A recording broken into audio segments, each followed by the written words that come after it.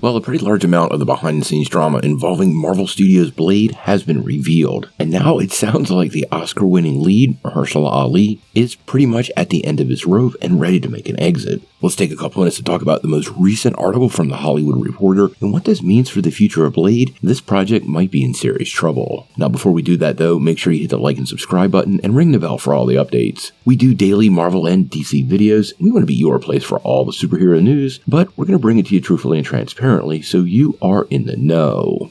Well, the production of Blade has very quickly become one of Marvel Studios' biggest challenges. Recently, the project lost its second director, Yann Demange, and prompted a whole new fresh round of speculation on why Marvel Studios and Kevin Feige can't get this project right because it was announced almost 5 years ago. Now, the other day we got a new update from The Hollywood Reporter, and obviously this isn't from Kevin Feige, but the Reporter is a Hollywood trade and does have some pretty unique insights and resources that are a pretty solid source of information for this sort of thing. Now, according to THR, both sides have become very frustrated with the progress of the Blade movie, and the Daywalker himself, Mahershala Ali, is said to be, and I quote, increasingly frustrated with the situation. Now, The Hollywood Reporter actually breaks down a lot of what's going on behind the scenes, and apparently Ali handpicked Yann Demange after Bassam Tariq walked away from the project in September of 2022. At the time, the movie had been in pre-production and was getting ready to shoot in just a few months.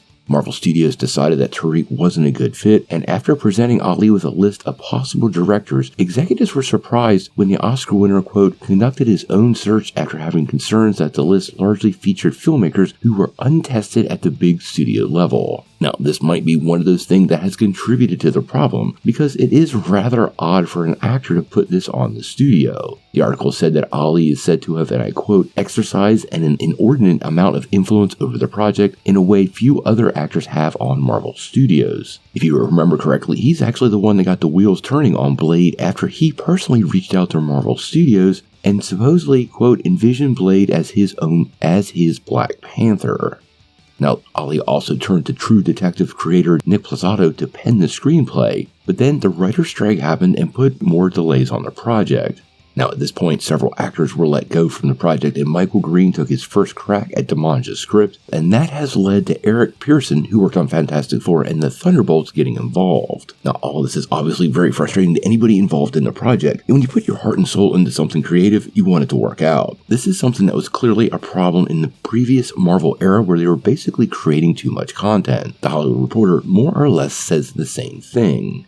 Now, it's undeniable that this Blade project is absolutely in trouble, and for me, I think things are getting ready to happen. It feels like pretty much at any minute we're going to get a breaking news story that Mahershala Ali has left the project over, quote, scheduling issues. The only other time that has ever happened with a Marvel Studios movie that has been announced and then have it scrapped was The Inhumans, and if you remember correctly, that was something Ike Perlmutter wanted to happen and eventually found its way onto Marvel TV. Now, I know Ali has high hopes for this film, but after 5 years, I can totally understand the frustration for anybody involved in the project. There's been huge changes in the creative team behind the scenes, but Ali has been on this ship since day one, and quite honestly, after multiple attempts, I would totally understand why he would want to leave. Now, I don't know if he left the project that would spell the end of Blade. I know Marvel is pretty much okay with taking their time and getting it right. And if Ali were to leave the project, well, that would give Marvel plenty of breathing room to try to get it back on track and reprioritize where it fits into the schedule. Many people, myself included, pretty much feel like Blade is going to be the catalyst for Midnight Suns. And I know because of this 1-2-step process, they want to get it right. And quite honestly, with all the problems that they have, I feel like at this point, maybe putting it on the shelf and returning to the project in a couple of years might be the only way to get this right. Blade still is sitting on its release date for next year.